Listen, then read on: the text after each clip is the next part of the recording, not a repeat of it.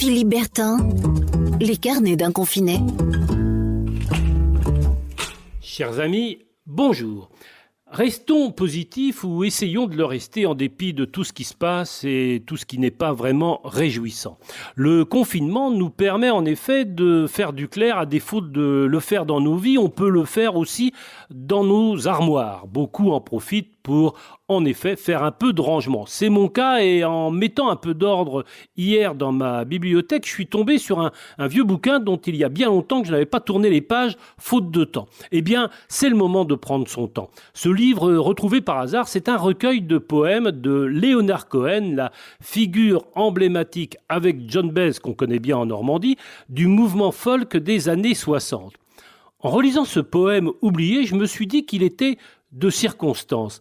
Voilà ce qu'écrit le chanteur, ça s'appelle « Le grand événement ». Il va se produire très bientôt, le grand événement qui mettra fin à l'horreur, qui mettra fin au chagrin. Mardi prochain, quand le soleil descendra, je jouerai la sonate au clair de lune à l'envers. Ceci inversera les effets de la folie du monde, plongeant dans la souffrance depuis 200 millions d'années. Quelle nuit merveilleuse ce sera, quel soupir de soulagement de voir les rouges-gorges séniles redevenir écarlates et les rossignols à la retraite relever leur queue poussiéreuse pour affirmer la majesté de la création.